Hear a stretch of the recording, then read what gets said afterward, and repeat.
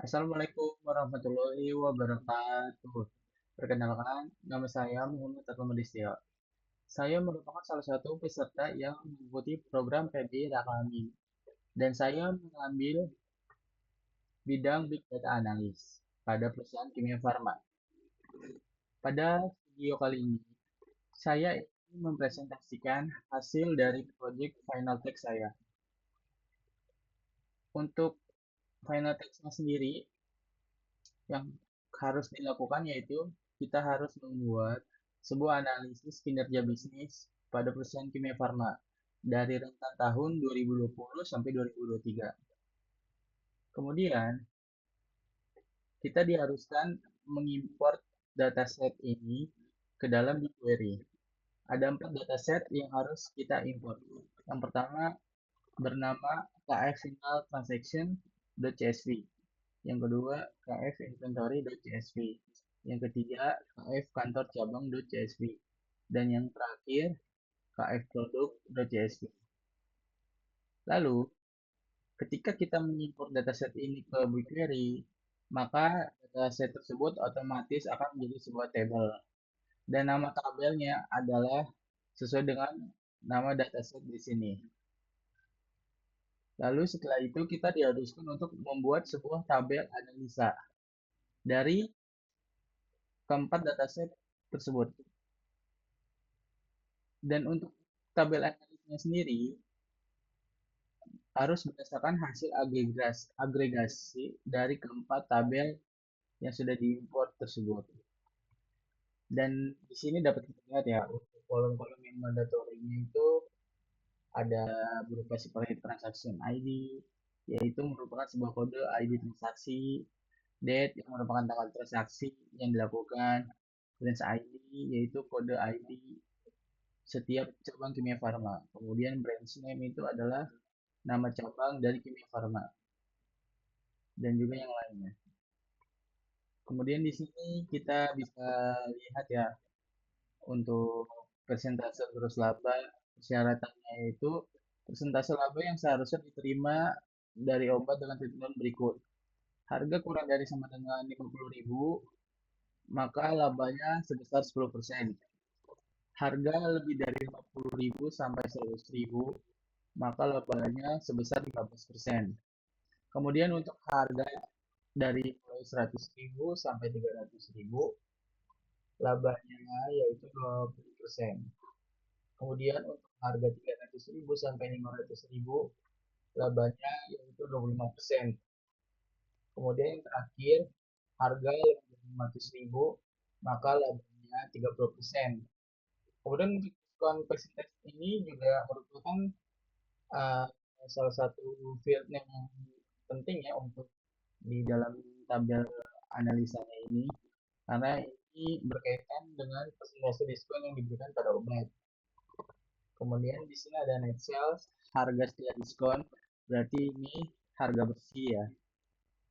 Net profit, keuntungan yang diperoleh Kimia Farma, dan rating transaksi, penilaian konsumen terhadap transaksi yang dilakukan.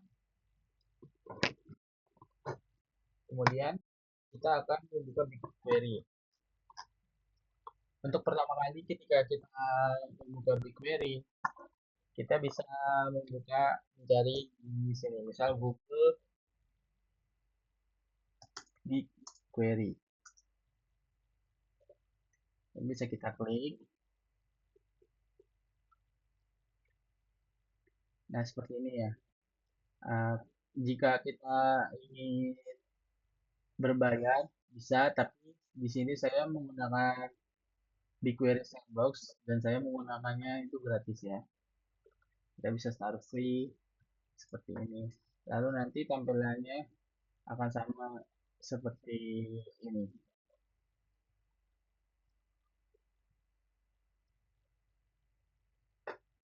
Kemudian jika sudah seperti ini, jika sudah di BigQuery, kita diharuskan untuk membuat project terlebih dahulu. Di sini saya sudah membuat project. Nah, bisa kita klik new project. Dan di sini saya membuat nama projectnya Rakamin KF Analytics. Sesuai hints yang ada di PDF, saya buat project itu dengan nama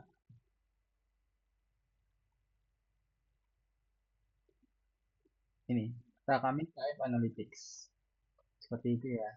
Kemudian untuk datasetnya kita juga buat ya dengan nama Kimia Farma. Tapi untuk nama dataset saya di sini saya variasikan ya, di mana namanya itu Kimia Farma Big Data Analyst. Nah, ini dia nama datasetnya. Kemudian ini adalah nama proyeknya. Lalu selanjutnya apa yang harus dilakukan? Nah, langkah pertama yang harus kita lakukan pada BigQuery yaitu dengan mengimpor dataset tersebut. Nah, ini dia. Ini ada dataset. Nah, gimana sih caranya mengimpor dataset di BigQuery itu? Kita bisa klik di sini ya. Ini kita harus tepat ya untuk proyeknya, karena jika salah nanti takutnya akan berbeda. Kita bisa add data di sini. Kemudian kita bisa pilih local file. Nah, di sini ketika kita upload file, maka dia otomatis datasetnya itu menjadi creatable. Karena dataset ini sudah saya download seperti ini ya. Di sini ada ini ya datasetnya. Nah, setelah itu kita bisa pilih file. Contoh kayak gini. Ini misal dataset KF final transaction. Kalau kita klik open. Nah, terus setelah itu destinasinya harus tepat ya. Destination projectnya, namanya apa. Terus untuk datasetnya kita pilih sesuai dengan nama dataset yang sudah kita buat. Kemudian untuk nama tabelnya itu sesuai dengan ketentuan yang ada di PDF. Di mana ketentuannya itu nama tabelnya merupakan nama dari dataset, namun tanpa .csv. Berarti di sini untuk nama tabel kita ketik KF final transaction seperti itu. Lalu untuk yang lainnya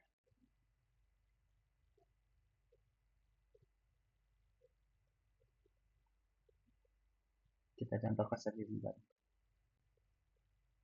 Nah, ini ya untuk skemanya di auto detect aja. Kemudian creatable. Berhubung saya sudah mengimport semua dataset, ini kita cancel aja ya. Nah, nanti setelah sudah diimport semua keempat datasetnya, kita bisa lihat di sini ada KF transaction, ada KF inventory, ada KF kantor cabang, dan juga KF produk.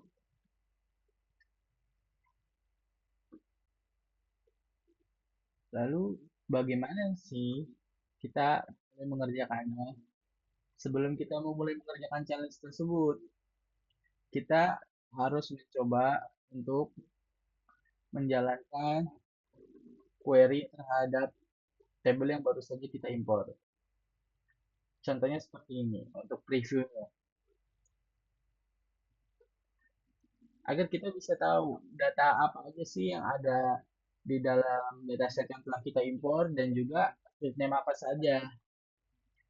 Di sini kita bisa mengklik select income from Rakami Type Analytics. Ini adalah nama project kita dan ini adalah nama dataset kita. Dan ini adalah nama tabel yang ditampilkan. Dengan limitnya itu 10 baris. Di sekitaran. Di sini terlihat ya bahwa di KFN transaction itu terdapat yang pertama itu ada transaction ID, ada date, branch ID, nama customer, produk ID, dan juga price, lalu persentase diskon, dan juga rating. Nah, Setelah itu, kode ini, kode dari sintaks query ini, kita pastikan di Visual Studio Code. Kita copy di Visual Studio Code seperti ini. Nah, ini adalah sintaks query untuk preview tabel KF section. Nah, untuk tabel yang lain kita juga sama, kita harus buat previewnya terlebih dahulu agar kita bisa tahu list data apa saja yang ada di dalam tabel tersebut. Perintahnya sama ya, seperti untuk yang inventory. Select down from nama project, terus ini nama dataset kita, dan di sini adalah nama tabel kita dengan limitnya 10. Cuma tinggal ganti nama tabelnya aja ya untuk setiap tabel. Untuk nama project dan juga nama datasetnya harus sama ya, agar saat di run nanti tidak terjadi error. Gimana sih error yang dimaksud? Contohnya kayak gini, misalkan kita ada typo nih, nama datasetnya kita salah, kurang satu huruf ya. Misalkan ini analis, ya kan? Atau kita hapus misalkan huruf G-nya dari kata big. Nah, di query-nya otomatis akan error. Peringatannya yaitu dataset not found in location. Seperti itu.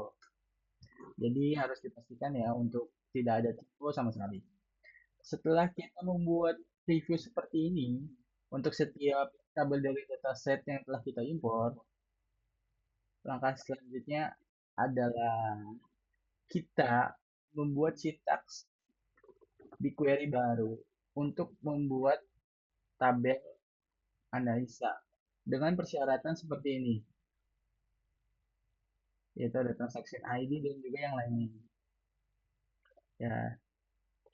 Nah, untuk data source-nya itu berdasarkan dari dataset yang telah kita import tadi nih. Kan ada KF section, KF inventory, KF kantor cabang, dan juga KF produk. Seperti itu.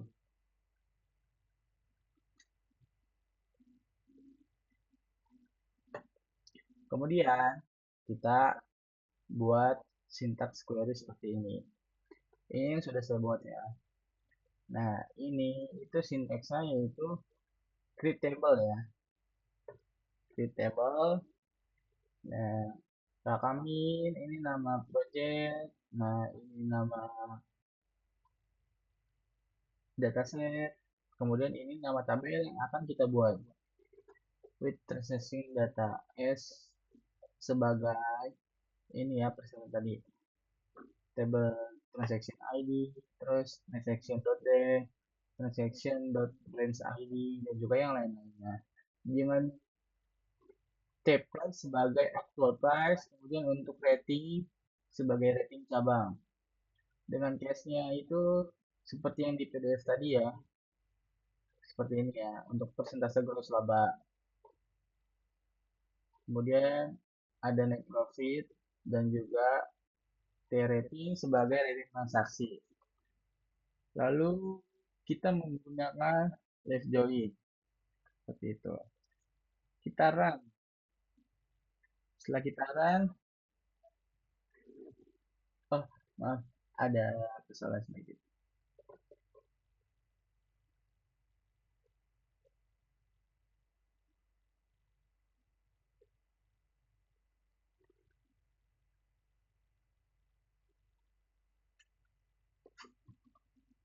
Nah, itu.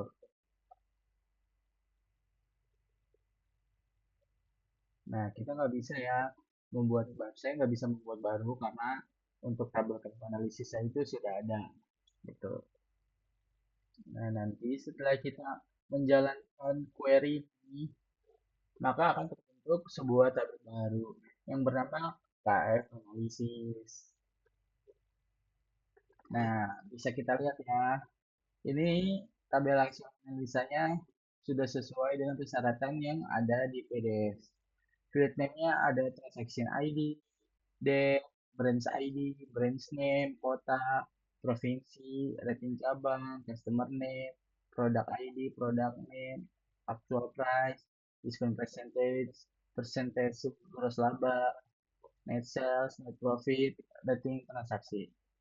Bisa kita lihat ya di sini sama semua ya, sesuai dengan di PDF nih ya untuk field name-nya. Lalu gimana sih kita bisa tahu data apa saja yang ada di dalam tabel ini? Kita bisa membuat reviewnya kayak tadi seperti ini.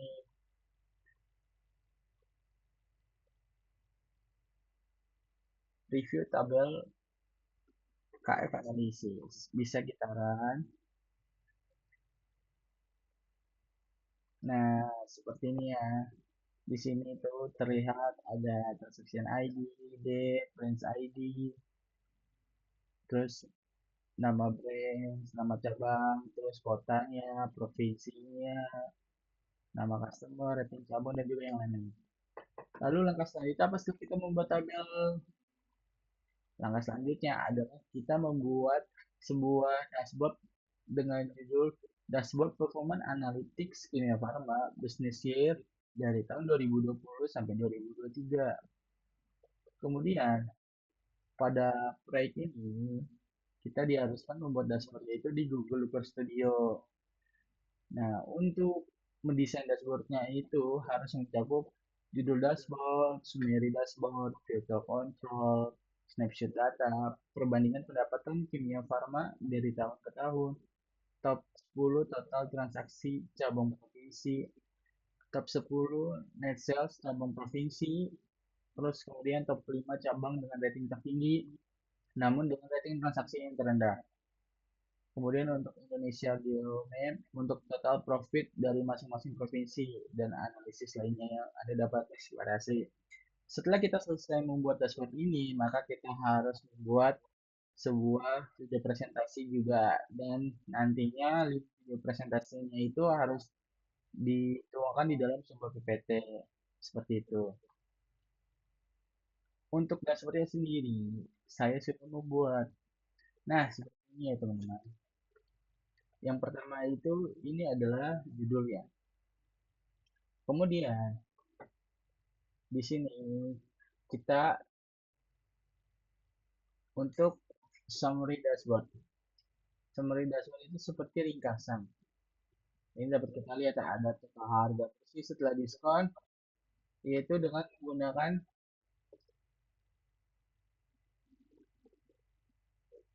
sebentar ya agak balik internetnya. Nah, ini bisa kita lihat untuk datanya itu kita menggunakan sum total penjualan ya. Nah, total penjualan ini itu dari apa? Dari net sales. Seperti itu. Kemudian ini total jumlah transaksi berdasarkan metriknya itu transaksi ID. Kemudian untuk rata-rata diskon yang diberikan di sini menggunakan metrik diskon percentage dan ininya agregasinya yaitu average. Kemudian setelah itu kita membuat sebuah filter control. Nah, seperti ini ya filter control. Contoh, kita ingin brainstormnya itu mau yang mana? Misal kimia farma apotek atau hanya kimia farma klinik dan apotek atau kimia farma yang klinik, apotek dan juga laboratorium. Ini bisa kita filter ya. Jika kita klik contoh misal kita hanya ingin cabang yang kimia farmanya itu ada klinik, apotek dan juga laboratorium. Bisa kita hilangkan centangan di kotak yang lainnya. Nah, bisa kita lihat ya, di sini itu berubah semua datanya ya. Ya, tuh udah mulai dari sumber dashboard, kemudian untuk net profitnya seperti itu ya.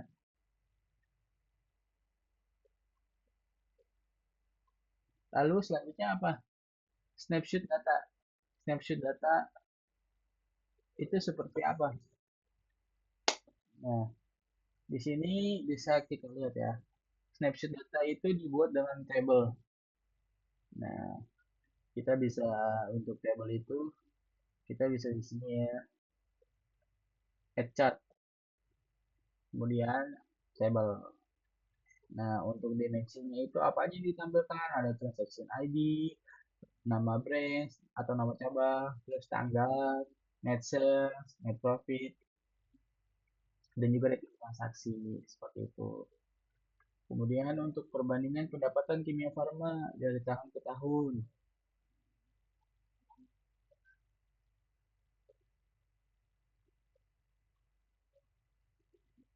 Pendapatannya, perbandingan pendapatannya. Kita lihat ya. Nah, di sini adalah net profitnya nih ya. Perbandingan pendapatan Kimia Farma dari tahun ke tahun dapat kita lihat. Dari 2020 itu pendapatannya sebesar ini. Kemudian untuk 2021 itu yang paling rendah. Dan yang tertinggi itu di tahun 2022. Itu.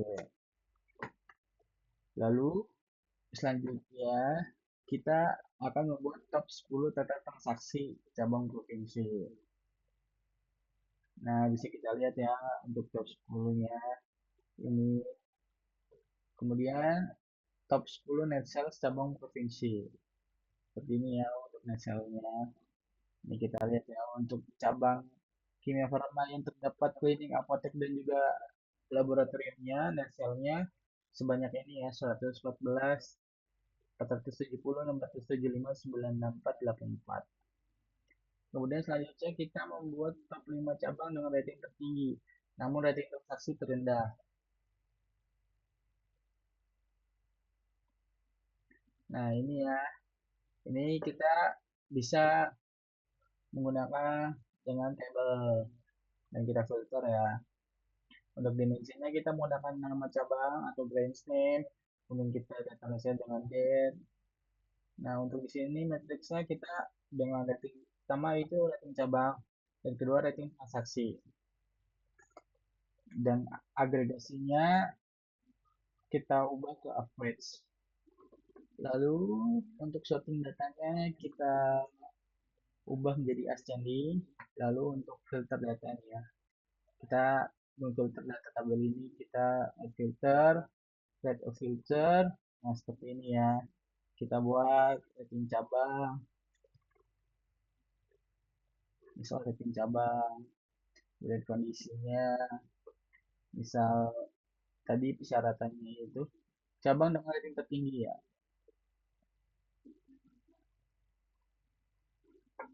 4. Nah, lalu kita klik save ya, seperti itu. Nah, jika sudah akan seperti ini, rating transaksi filter ya. Ada juga. Nah, ini untuk rating transaksi yang terendah ya, seperti itu. Kemudian selanjutnya kita akan membuat geomap ya. Nah, seperti itu.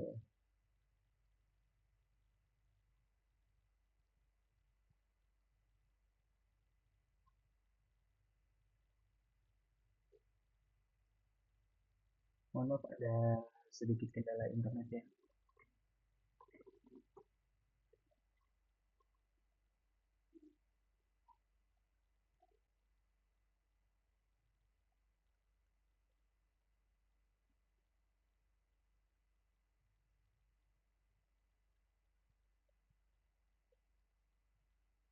Nah, kita di sini bisa menggunakan provinsi ya.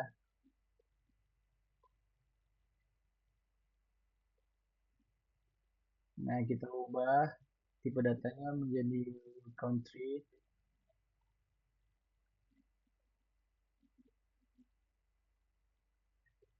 atau country subdivision. Sekitar kita ya seperti itu.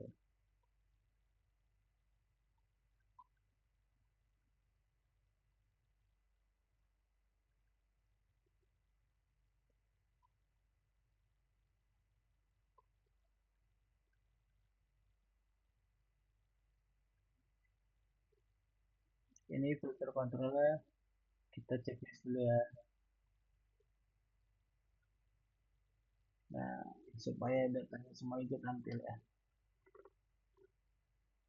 Nah,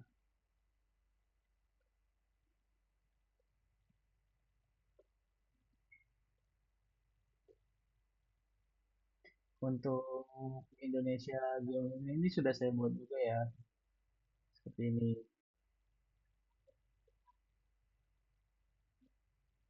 Ini kita bisa lihat ya, untuk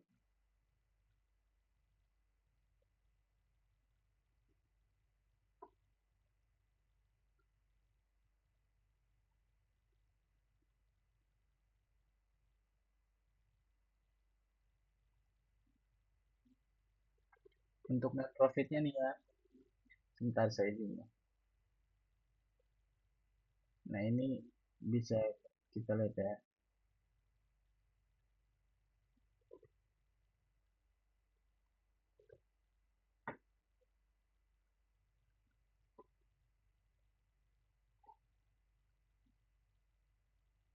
Ini net profitnya itu sebesar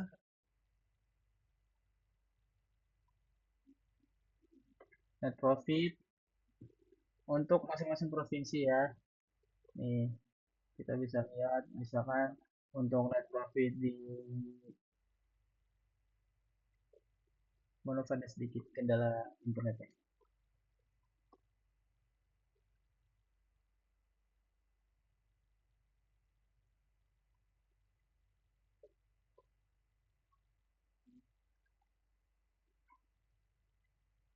Nah, ini untuk net profit di Provinsi Sumatera Selatan bisa kita lihat net profitnya itu sebanyak ini. Kemudian untuk yang Kalimantan Barat seperti ini. Untuk di Jawa Barat seperti ini. Kemudian terakhir kita harus membuat presentasi video seperti ini dan juga nantinya video ini akan saya upload ke channel YouTube pribadi saya. Dan langkah selanjutnya saya akan membuat PPT atau PowerPoint dengan template seperti ini ya.